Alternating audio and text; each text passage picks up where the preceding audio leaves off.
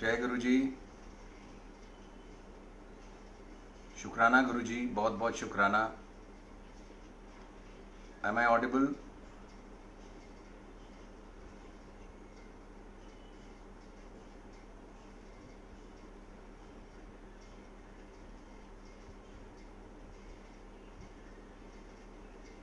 Can anyone tell me if I am audible so that I can start my satsang?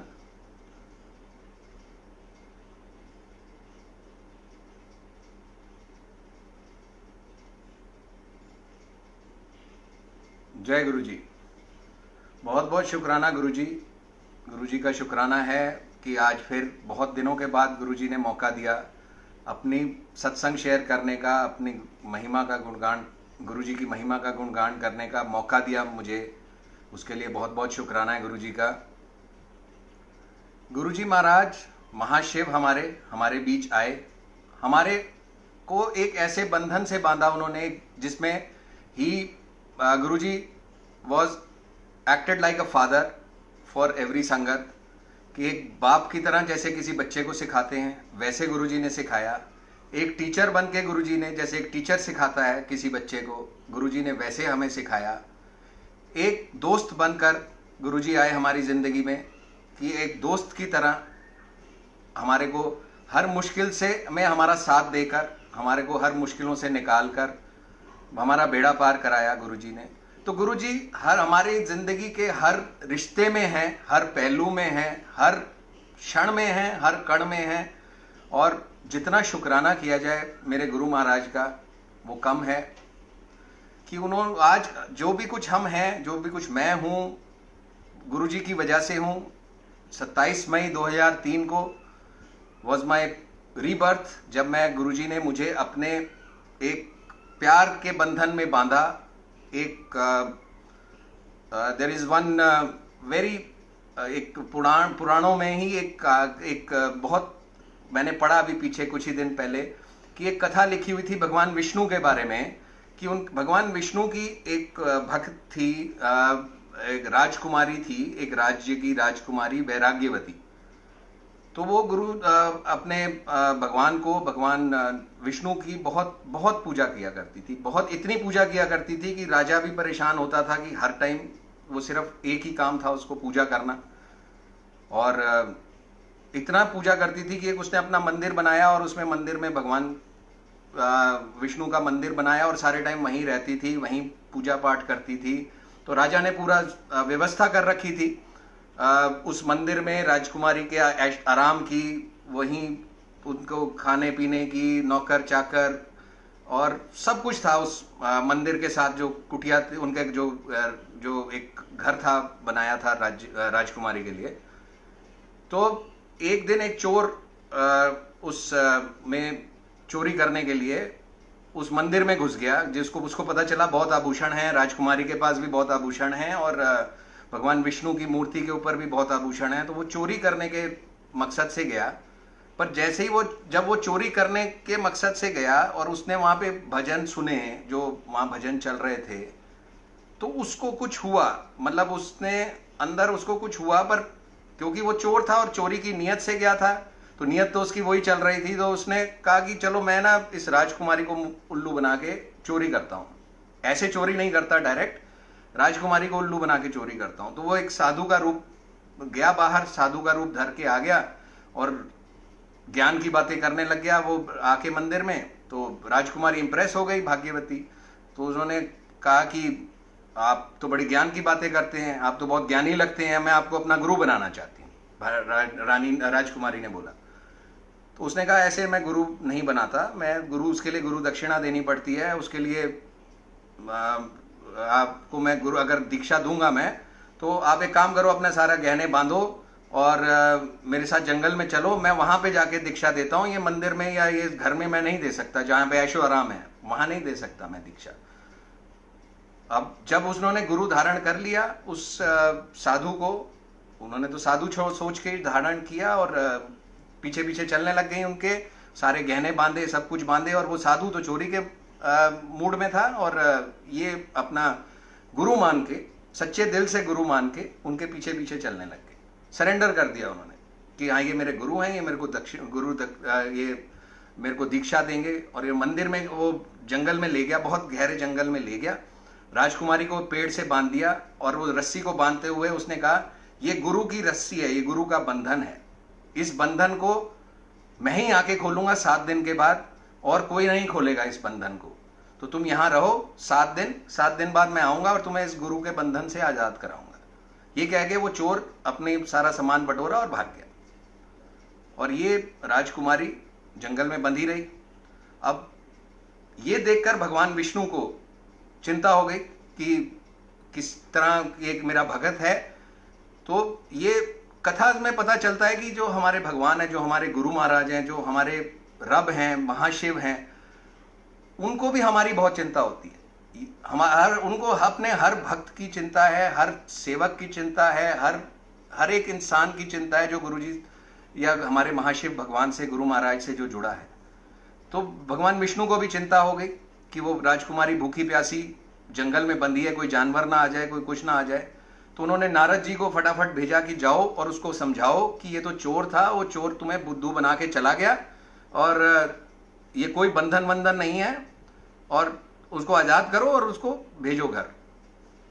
तो नारद जी गए, नारद जी ने उसको समझाया, बताया कि वैराग्यवती को कि तुम्हें पता है मैं कौन हूं। उन्होंने कहा जी हाँ नारायण, आप नारद जी हैं और आपको नारायण मेरे भगवान ने भेजा है। तो उन्होंने जब बोला कि ये चोर था, कहते नहीं वो चोर था या कुछ था, वो कह गया कि मैंने उसको अपना गुरु माना, अपना दिल से गुरु माना, और उसने मुझे एक बंधन में बांध दिया। और उस बंधन का कमाल देखिए कि गुरु का बंधन बनते ही उस ईश्वर को मेरी चिंता हो गई और उन्होंने आपको भेज दिया, मेरे लिए यही बहुत है, मैं यहां बंधी रहूंगी। वो नहीं मानी, भगवान विष्णु को फिर चिंता हो गई। उन्होंने राजा को भेजा वहां पे कि जाओ और अपनी बेटी को लेके आओ, वो भी नहीं मना पाया। अब भगवान परेशान कि अब करें तो क्या करें, उनको खुद ही जाना पड़ा। फिर वो खुद ही गए, भगवान खुद ही गए, भगवान विष्णु नीचे आए, जंगल में आए, और उन्होंने उसको बोला कि लो अब मैं तुम्हारे सामने आ गया हूं साक्षात, और अब मैं तुम्हें बता रहा हूं कि वो चोर था और उसने तुम्हारे को ठगी करी है तुम्हारे साथ, और मैं इस बंधन से तुम्हें आजाद करता हूं। तो उसने कहा नहीं, ये बंधन की वजह से, इस गुरु के बंधन की वजह से, मैंने तो अपने सच्चे दिल से उनको गुरु माना, उन्होंने मेरे को, वो चलो एक अलग बात है, पर मैंने उनको अपने सच्चे दिल से गुरु माना, और उनकी कृपा देखो कि स्वयं भगवान नीचे आ गए उस बंधन से मुझे आजाद कराने के लिए। तो ये बंधन तो वो गुरु ही खोलेंगे मेरा। और भगवान को हार के उस गुरु, उस जो भी साधु महात्मा या जो भी थे, उनको बुलाना पड़ा, उन्होंने उस बंधन को खोला और वो आजाद हुई। पर उसने, उस साधु का इतनी ट्रांसफॉर्मेशन, उस 7 हफ्ते में इतनी ट्रांसफॉर्मेशन हो गई थी कि वो सही मायने में एक साधु बन गया था, एक महात्मा बन गया था। उसने सारे गहने लौटा दिए और वो भी भगवान के सामने नतमस्तक हो गया। तो ये कथा मैंने कभी पढ़ी थी पुराणों में कि उस ईश्वर को, उस भगवान को, उस गुरु महाराज को हमारी भी उतनी ही चिंता है, हमारे से ज्यादा चिंता करते हैं। जब गुरुजी हमारी चिंता करने वाले हैं तो हमें अपनी चिंता करने की तो जरूरत है ही नहीं है। कि आज ये इतना कष्ट भरा जो समय था, धीरे धीरे गुरुजी के रोज ही सत्संग है कि आज रोज हम सुबह स्वस्थ उठते हैं, हमारे को कोई तकलीफ नहीं, कोई परेशानी नहीं। गुरुजी महाराज ने हमें कोरोना महामारी से बचाया हुआ है, ये भी अपने आप में एक मेरे सत्संग है। तो गुरु महाराज की कृपा, गुरु महाराज के सत्संग तो रोज ही हैं, रोज चल रहे हैं। और एवरी डे आप यकीन माने कि गुरुजी की ब्लेसिंग, गुरुजी हमारे साथ हैं, हमारे अंग संग हैं, और हमारी चिंता गुरु महाराज को हमसे ज़्यादा है।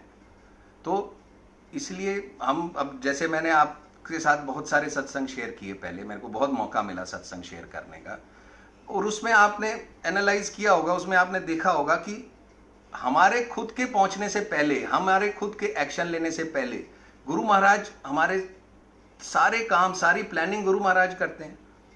अब जैसे मैंने अपनी बेटी का सत्संग आपके साथ शेयर किया था कि उसने एक चिट्ठी लिखी जनवरी के महीने में गुरुजी महाराज को, और गुरुजी महाराज के सिंहासन के पीछे रख दी, कि उसमें हमें किसी को नहीं बताया उसने, कि उसने ये लिखा कि गुरु, वो 12th का एग्जाम दे रही थी, ये सत्संग मैंने डिटेल में शेयर किया हुआ है पहले भी। तो वो 12th का एग्ज़ाम उसने दिया था। शी वॉज ऑलवेज लाइक, जो 12th स्टैंडर्ड, एक जो 12th का बोर्ड का एग्ज़ाम, इट इज़ अ हवा इन इटसेल्फ, बहुत बड़ा एक बर्डन है हर बच्चे के ऊपर। और आज अभी जो ये कोरोना की जो सिचुएशन आई है उसमें तो बहुत ही और बड़ा हवा बन गया वो, कि जो सारे कैरियर्स और सारा सब कुछ ही अफेक्ट हो गया, जिस हर एक की प्लानिंग अफेक्ट हो गई। तो खैर 12th के एग्जाम्स के टाइम उसने एक गुरुजी महाराज को एक चिट्ठी लिखी। उस चिट्ठी में उसने हमें नहीं बताया, हमें बाद में पता चला उस चिट्ठी में क्या था। उसने उस चिट्ठी में जब जनवरी के महीने में लिख दिया कि गुरुजी मेरी एडमिशन बीकॉम में वेंकटेश्वरा कॉलेज में करवा दीजिए प्लीज़, मेरे को मेरी ये आपसे विनती है। तो उसने गुरुजी से मांगा, जबकि गुरुजी कहते थे मांगो नहीं मानो। पर ये गुरु महाराज हमारे इतने दयालु हैं, अपने बच्चों की, अपने भक्तों की, जैसे मैंने अभी आपको कहा कि इतनी चिंता करते हैं, उनको इतनी चिंता, हमारे से ज़्यादा उनको हमारी चिंता है। तो अगर हमारे लिए कोई चीज़ ठीक होती है और हमें चाहिए तो यस, गुरुजी अब हैज़ हिज ओन टाइमिंग, उसको कब देना है, कैसे देना है। तो उन्होंने भी जरिया बनाया। गुरुजी ने उस चिट्ठी के बेसिस के ऊपर गुरुजी की प्लानिंग शुरू हुई। उसी रात जिस दिन उसने चिट्ठी लिखी, हमारे को एक मित्र हमारे मिले। हम रात को आफ्टर डिनर वॉक कर रहे थे, जिन्होंने हमें बताया कि उनका फोटोग्राफी का इंस्टीट्यूट है और फोटोग्राफी मतलब जैसे बातों बातों में बात हुई कि बेटी बड़ी परेशान है कि 12th का एग्ज़ाम है उसका। तो उन्होंने ही बताया कि photography is a ECA category in many colleges in Delhi University. ECA is extracurricular activities like sports, like music, like dance and so on and so forth. तो photography is also one of the categories.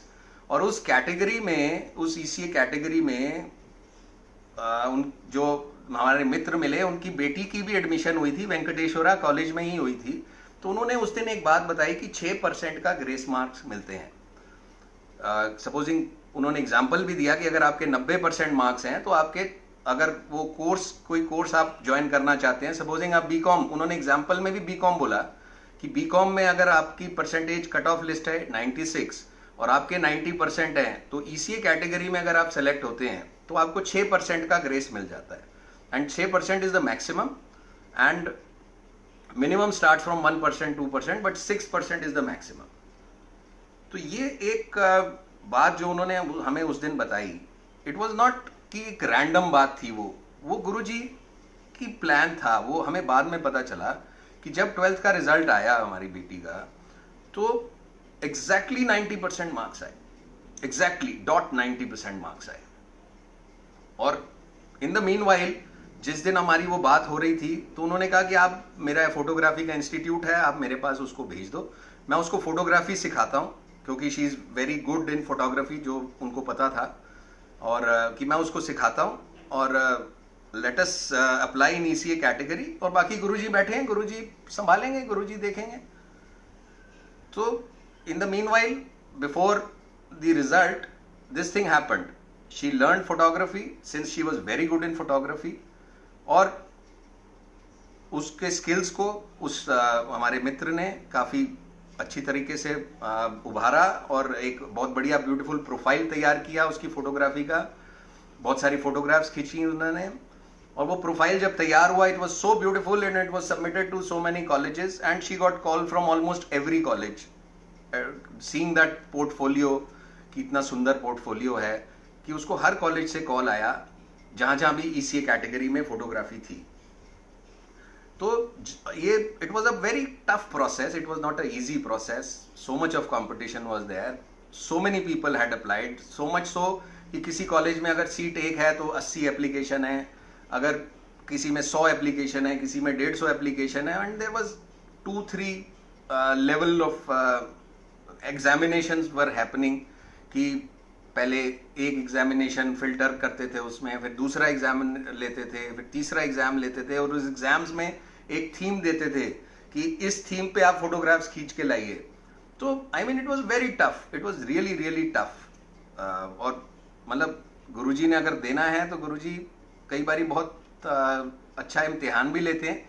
तो उन्होंने, गुरुजी ने पूरा इम्तिहान लिया मेरी बेटी का। और क्योंकि चिंता तो उनको ज़्यादा थी हमारे से, अपनी बेटी की एडमिशन की चिंता हमारे से ज़्यादा यकीन मानिए गुरुजी को थी। तो जब वेंकटेश्वरा कॉलेज की बारी आई, उससे पहले मैत्री कॉलेज में उसको, मेरी बेटी को एडमिशन मिल गई, बीकॉम में ही मिल गई with under that ECA category, और 90% मार्क्स उसके आए थे, और उसमें 93 या 94% कट ऑफ थी मैत्री कॉलेज में बीकॉम में। एंड सिंस एक एडमिशन मिली थी तो हमने उसमें फीस भी जमा करा दी थी, बट हमारे से ज़्यादा चिंता हमारे गुरु महाराज को थी। तो जब उन्होंने पहला जो एग्ज़ाम रखा उस वेंकटेश्वरा कॉलेज में, द डेट वॉज 7 जुलाई 2014। 7 जुलाई गुरुजी का बर्थडे, उस दिन first set of exam was there in Venkateshwara college. तो जब डेट देखी 7 जुलाई, तो एक इंडिकेशन, हम जितनी भी संगत हैं, हमारे गुरुजी की संगत हैं, सबको ये इंडिकेशन 7 जुलाई एक ऐसे दिन है कि इट इज़ इतना ब्लेसिंग भरा दिन है वो 7 जुलाई, जब गुरुजी का हमारे जन्मदिन है। तो यकीन मानिए उसी दिन पता चल गया कि 7 जुलाई, तो इसका मतलब एडमिशन उसकी वेंकटेश्वरा कॉलेज में हो गई। But yes, it was a long process, 26 candidates were there, it was not a small job, 26 लोग थे, everybody equipped with beautiful, I mean professional gadgets, lenses, and I think हमारे पास जो कैमरा था that was the lowest of the categories, जितने बाकी लोग आए हुए थे। बट हमारे साथ हमारे गुरु महाराज थे, उनको हमारी ज़्यादा चिंता थी, जो मैं बता रहा हूँ आपको कि उनको ज़्यादा चिंता थी। तो पहले दिन स्क्रीनिंग हुई, there was a very big photographic, एक कोई photo journalist was there from Hindustan Times, उनको उन्होंने बुलाया हुआ था, एज अ पैनल ऑफ जज में बुलाया हुआ था, and he was taking the interviews, he was giving the topic for photography. तो उसको भी, बेटी को भी रैंडम टॉपिक मिला फोटोग्राफी का कि इस कैंपस को कैसे ब्यूटीफुल दिखाना है, और ऐसी फोटो खींचो कि आप ये जो कैंपस है ये ब्यूटीफुल दिखे, बहुत ब्यूटीफुल दिखे, ऐसी फोटो खींच के लाओ। तो ये थीम मिला, उसने फोटोग्राफ्स खींची, और there was one round of interview, और उस राउंड ऑफ इंटरव्यू से वो रोती हुई बाहर आई। तो हमने पूछा क्या हुआ, उसने कहा जी ये तो ऐसे उल्टे उल्टे क्वेश्चन पूछ रहे हैं कि ये क्या है, ये क्या है, फोटो देख के कहते हैं गूगल से फोटो खींची है, ये करी है, वो करी है। तो कहते यहाँ पापा हमारी दाल नहीं गलनी, चलते हैं। तो मैं कहा चलो फिर मंदिर चलते हैं, 7 जुलाई है, गुरुजी का बड़ा फंक्शन है, बर्थडे का फंक्शन है, वहाँ चलते हैं। और गुरुजी महाराज ने मुझे सेवा भी दी हुई थी वहाँ पे, पर वो मेरी बेटी का मूड खराब था, वो कहती नहीं जी आप जाओ, मैं तो नहीं। तो मैं गुरुजी महाराज के मंदिर चला गया। रास्ते में हमारी जो टीम है वहाँ पे जो सेवादारों की, उन्होंने कहा जी बर्फ़ी लेते आना। तो मैंने बर्फ़ी ली, रास्ते से मंदिर के रास्ते से बर्फ़ी खरीदी, और बर्फ़ी लेके अंदर जाने लगा। तो 2 डिब्बे थे बर्फ़ी के हाथ में, तो वहाँ जो सिक्योरिटी पे अंकल बैठे थे, उन्होंने कहा ये बर्फ़ी किस खुशी में? तो मैं कहा जी मेरी बेटी की एडमिशन हो गई है, उस खुशी में, वेंकटेश्वरा कॉलेज में एडमिशन हो गई है, तो उस खुशी में है। जबकि एडमिशन उस टाइम तक नहीं हुई थी, पर पूरा दिल में विश्वास था कि 7 जुलाई है, गुरुजी का बर्थडे है, गुरुजी को पता है सब कुछ कि अगर मेरी बेटी के लिए वो एडमिशन ठीक होगी तो वो ज़रूर देंगे। उस विश्वास के साथ वो मिठाई खिलाई मैंने सेवादारों को, सब सेवादारों ने मिठाई खाई, सबने मुबारकबाद दी, हमने गुरुजी महाराज का शुक्राना किया, और उसके बाद वो सेवा ख़त्म हुई। उस दिन शुक्राना किया और वापस आ गए।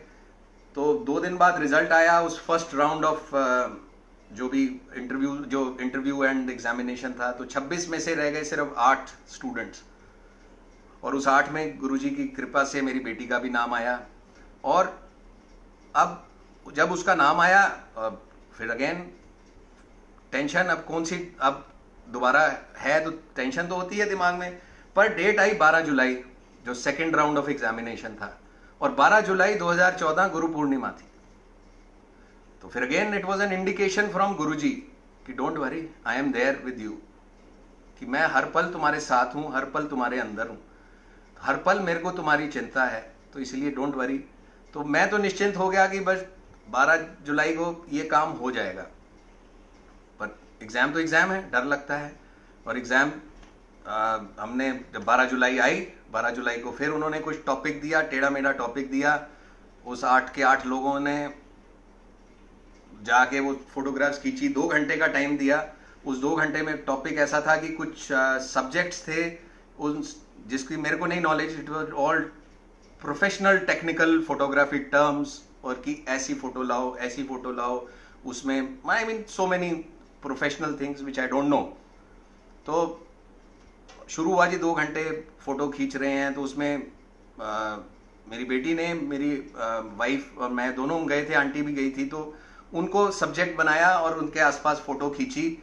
और फोटो खींच के she had to compile it on laptop, और इस लैपटॉप के बाद उसको पेन ड्राइव पे दे के बना के वो देनी, सबमिट करनी थी। वो सबमिट करके आई और 12 बजे का टाइम था और मेरी सेवा शुरू हो रही थी। तो मैं कहा मैं तो या तो चलूं कि अब तो 2 घंटे, ये तो बहुत लंबा टाइम हो गया।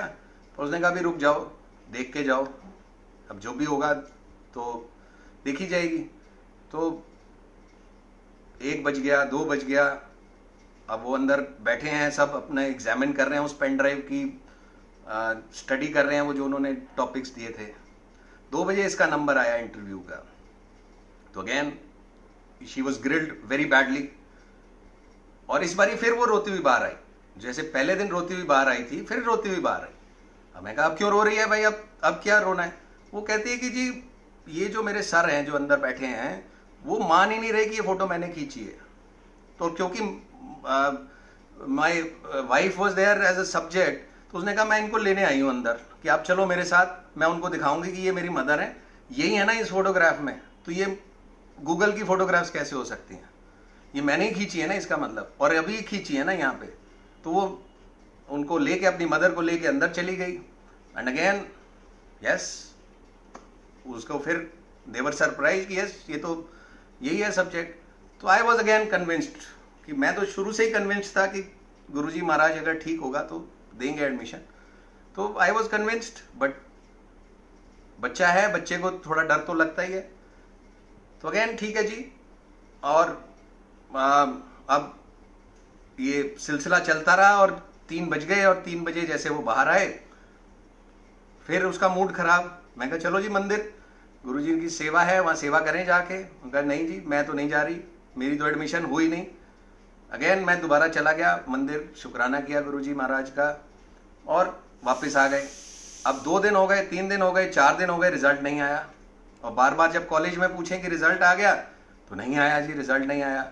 And the last date was getting over, college शुरू हो गया था, 15 से 16 जुलाई को कॉलेज शुरू हो गया था, और 16 जुलाई तक कोई रिजल्ट ही नहीं आया।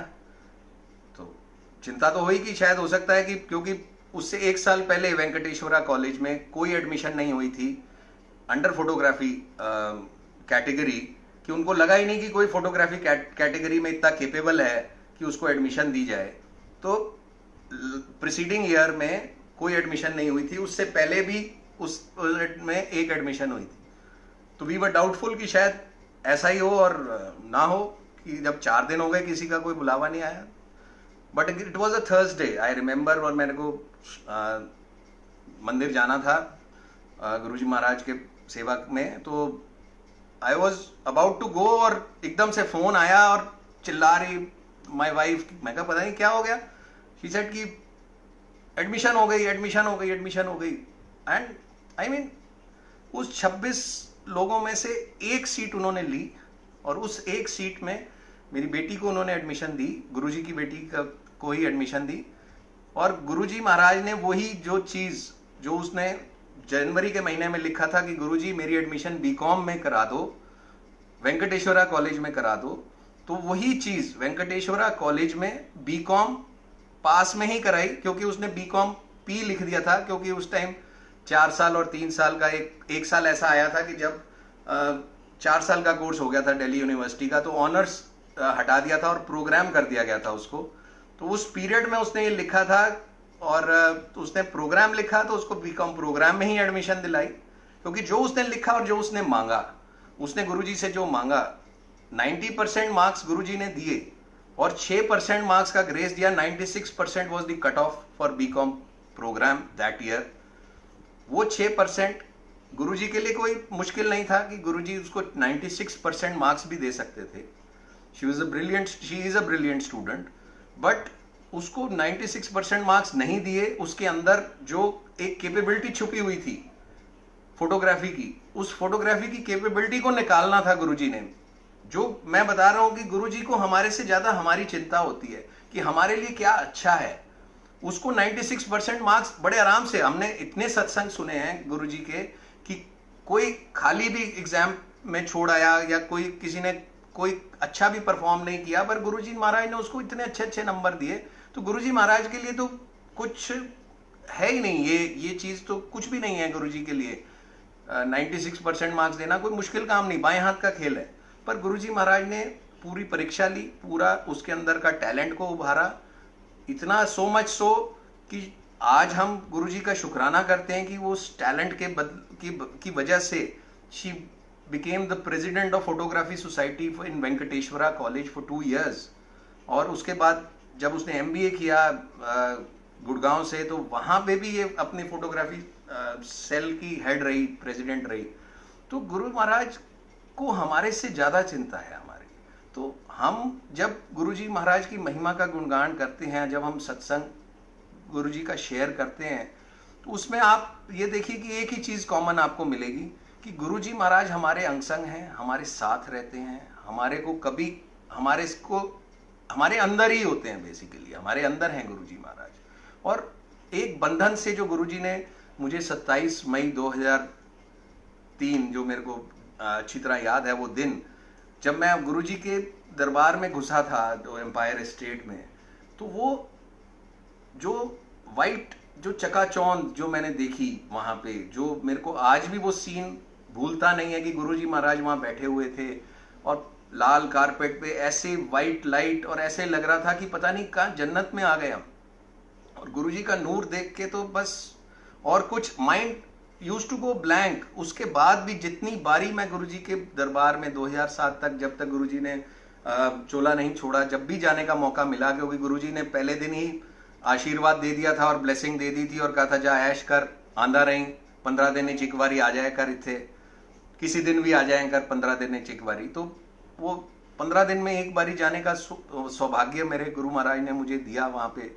तो उस पीरियड में भी जब भी मैं कभी गया, जब भी किसी परेशानी को लेके गया, किसी भी सोच को लेके गया मैं गुरुजी के पास, believe me, as soon as we use to enter Empire State का जो गेट, बाहर का गेट, और उस वॉक, जितनी वो वॉक थी वहां तक गुरुजी के मंदिर तक, उस पीरियड में ही वो चिंता, वो दुविधा सब दूर हो जाया करती थी।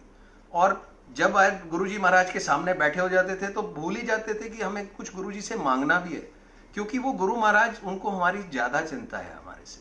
क्योंकि हम जितना, जहां हमारा दिमाग, जहां हमारी सोच खत्म होती है, वहां से गुरुजी की सोच तो शुरू होती है। तो हम लोग बड़े ही, बहुत ही भाग्यशाली हैं कि हमें ऐसे महाशिव, ऐसे गुरु महाराज, ऐसे साक्षात भगवान के पास बैठने का मौका मिला, के दर्शन करने का मौका मिला।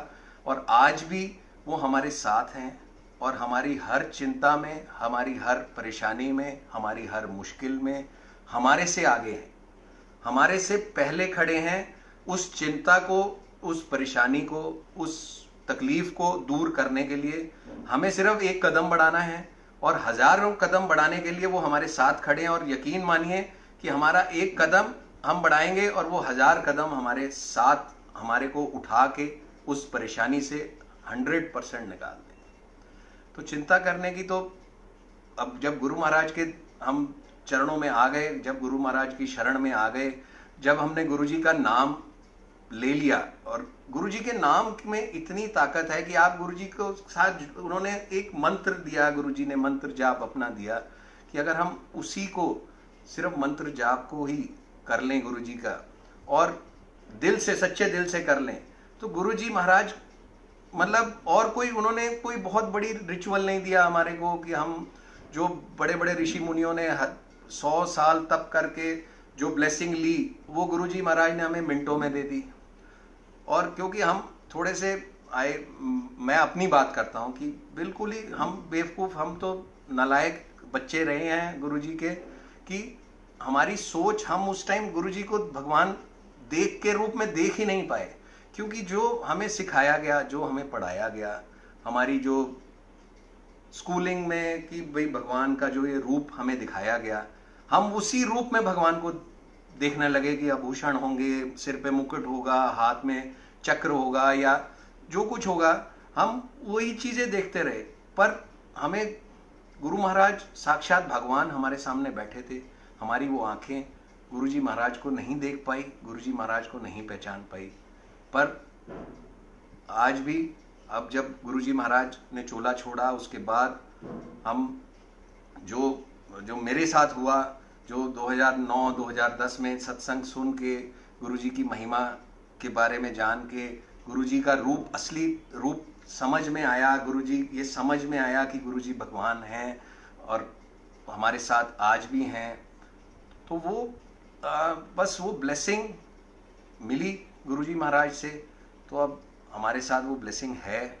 और हमें सही में अब एक I just was going through some article, एक आर्टिकल था जिसमें, अब जैसे अब गुरुजी का यही जो सत्संग अभी मैंने शेयर किया कि मांगो नहीं मानो, तो हम लोगों को गुरुजी महाराज ने सब कुछ दे रखा है। मतलब आज अगर हम अपनी सबकी बात करें तो इतनी ब्लेसिंग है हमारे अंदर, पर हमें ये लगता है कि आज भी हम गुरुजी का वो चमत्कार ढूंढने की कोशिश करते हैं कि हमें चमत्कार नहीं मिला। तो एक I was reading an article in some book, अभी मैंने एक पढ़ा कि जो साउथ अफ्रीका का रिचेस्ट मैन, उसने अपनी एक स्टोरी, अपनी एक कहानी बताई थी लाइफ की, कि वो कैसे बना और कैसे सक्सेसफुल हुआ।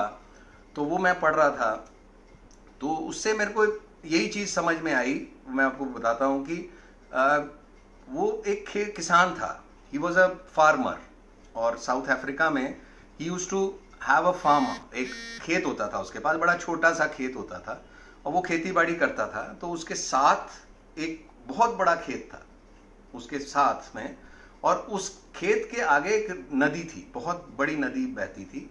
तो और वो उसने लिखा, अपनी उस ऑटोबायोग्राफी में लिखा है कि मेरी लाइफ का एम्बिशन होता था कि मेरे जो साथ वाला पड़ोस का जो खेत है वो किसी तरह मुझे मिल जाए, तो मेरी लाइफ सेटल हो जाए, मेरी लाइफ सक्सेसफुल हो जाए। और वो जो खेत, जो साथ वाला जो खेत, जो ब्यूटीफुल फार्मिंग लैंड था, वो जिस आदमी के पास था, वो he had a constant grudge कि मेरे पास ये खेत मेरे को एंसेस्टर्स ने दिया।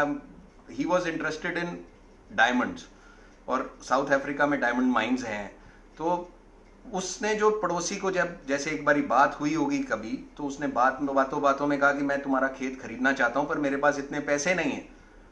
तो उसने कहा चलो ठीक है, जब तुम्हारे पास पैसे आ जाएं तब मेरा ये खेत खरीद लेना, मैं तो बहुत परेशान हूँ उस खेत से। तो he used to be very annoyed with that, और उसमें वो कोई खेती बाड़ी नहीं करता था, कुछ नहीं।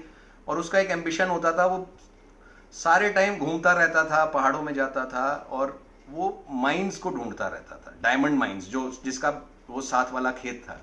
And he never used to do farming, जो उसके पास था उसको वो कभी भी यूटिलाइज नहीं करता था, पर जो उसके पास नहीं था उसकी खोज में लगा रहता था। तो one fine day this gentleman, who is one of the richest man in South Africa as of now, और सबसे बड़ा डायमंड मर्चेंट, डायमंड माइंस हैं उसकी, तो उसने वो खेत खरीदा, किसी तरीके से खरीदा।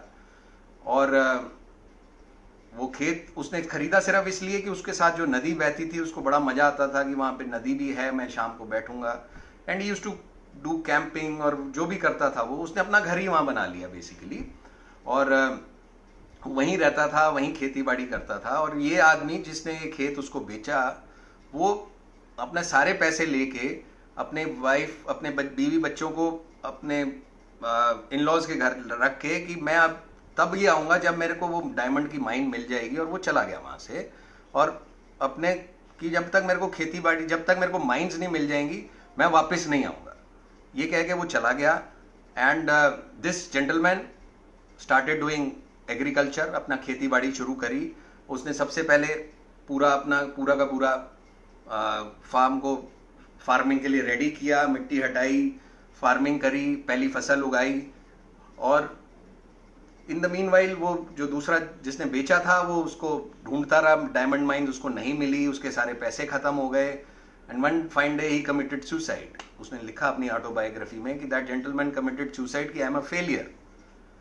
और उसके सुसाइड के with in 1 month that gentleman जिसने वो खेत उससे लिया था, जो फार्मिंग कर रहा था, जब उसकी फसल तैयार हो गई, उसने उस फसल को काटा, और जब उसने दोबारा उसको प्लो किया, उसके नीचे से डायमंड्स निकलने शुरू हुए। जब उसने दोबारा उसको प्लो किया पहली फसल के बाद, तो नीचे से डायमंड निकलने शुरू हुए। तो ये वो सरप्राइज कि ये क्या निकल रहा है नीचे से, जमीन से। तो उसने फिर अपना पूरे टीम को बुलाया, गवर्नमेंट को इन्फॉर्म किया कि मेरे लैंड से तो डायमंड निकल रहे हैं। तो गवर्नमेंट मशीनरी सारी लग गई, उन्होंने वहाँ देखा, और यकीनन उस जो वो खेत था, उस लैंड के नीचे, सिर्फ 2 फुट लैंड के नीचे, जहाँ पे जब वो बेच गया, उसने उस 2 फुट को अगर वो खोद देता वो आदमी, तो उसको नीचे डायमंड ही डायमंड मिल जाते। तो that as on date, that till present date is the largest mine in South Africa. Diamond की माइन है, और वो आदमी जिसके पास सब कुछ था, वो दूसरे भागदौड़ में लगा रहा। जैसे हम लोग, जैसे मैं अपनी भी बात करूं, कि जो गुरु महाराज ने हमें दिया, हमें उसका शुक्राना ही करना चाहिए। हम सब उस एक भीड़ में लगे हुए हैं, हम एक रेस में लगे हुए हैं कि जो ब्लेसिंग हमें गुरुजी रोज देते हैं, उस ब्लेसिंग का शुक्राना ना करके हम दूसरी ब्लेसिंग के में भागते हैं। मैंने कई बारी मंदिर में भी देखा है कि जैसे अब लंगर प्रसाद मिला, तो लोग चपाती पे ओम, और वो कि भाई तेरे पड़ोसी की चपाती में देखते हैं, अच्छा तुम्हारी चपाती में ओम है, मेरी में नहीं है। तो ये हमारे सबको गुरुजी ने जब वो लंगर प्रसाद दे दिया, तो वो ब्लेसिंग तो मिल ही गई ना। तो हमारी जिंदगी में जो हमें गुरुजी ने दिया, वो हमारी ब्लेसिंग है। वो हमारे महाराज को हमसे ज्यादा चिंता है। जब उनको हमारी हमसे ज्यादा चिंता है, तो वो जो हमें दे रहे हैं, कि पहली बात तो हमें कुछ गलत देंगे नहीं, और जो कुछ भी देंगे वो हमारे लिए अच्छा ही होगा। और ऐसी ब्लेसिंग, ऐसे महाराज, ऐसे महाशिव मिलना ही एक बड़ी मुश्किल बात है, और हमें गुरु महाराज मिल गए हमारी ज़िंदगी में। उन्होंने हमारी तकदीरों को, हाथों की लकीरों को बदल दिया। तो यही एक ब्लेसिंग, अगर हम गुरुजी का रोज़ शुक्राना ही कर लें कि जो उन्होंने हमें दिया, सब कुछ दिया हमारे को, उसी की शुक्राना करते रहें, वही बहुत है। तो सत्संग तो मैंने बहुत शेयर कर दिया आप लोगों के साथ इतने टाइम में। तो गुरुजी ने आज फिर मौका दिया था, तो क्योंकि सत्संग कैन नॉट बी फैब्रिकेटेड, वो तो जब एक सत्संग है वो एक एक्सपीरियंस है, वो जब एक्सपीरियंस होगा मेरी लाइफ में तो वो ज़रूर शेयर करूँगा मैं। तो जितने मेरे लाइफ में जितने एक्सपीरियंस अभी तक हुए, वो ऑलमोस्ट जितने जो ब्लेसिंग गुरुजी रोज़ ब्लेसिंग दे रहे हैं, एंडलेस ब्लेसिंग्स देते हैं गुरुजी महाराज, पर जो बड़े जो ब्लेसिंग्स थी वो मैं आपसे शेयर कर पाया। और अगर गुरु महाराज आगे मौका देंगे तो वो दोबारा से उन ब्लेसिंग्स को मैं शेयर कर पाऊँगा, और गुरुजी का शुक्राना ही कर सकते हैं। तो और गुरुजी जब देते हैं तो आप यकीन मानिए, साथ में गुरुजी सोच भी बदलते हैं। तो गुरुजी के दरबार में जैसे हम जाते हैं, तो वो एक सोच, एक thought process, it is a big process, जो प्रोसेस को ही बदलते हैं, उस थॉट प्रोसेस को साथ में बदलते हैं। तो गुरु महाराज के बस शरण में आए हैं हम, तो चिंता छोड़ दें, क्योंकि हमारे महाराज को हमारे से ज़्यादा चिंता है हमारी। बस गुरुजी का शुक्राना करते रहें। मौका आगे मिलेगा तो ज़रूर सत्संग और शेयर करूँगा गुरुजी के चरणों में। अगर कोई गलती हो गई हो तो गुरु महाराज क्षमा करें, अगर सत्संग शेयर करने में कोई गलती हो गई हो। और जय गुरुजी, शुक्राना गुरुजी, बहुत बहुत शुक्राना गुरुजी।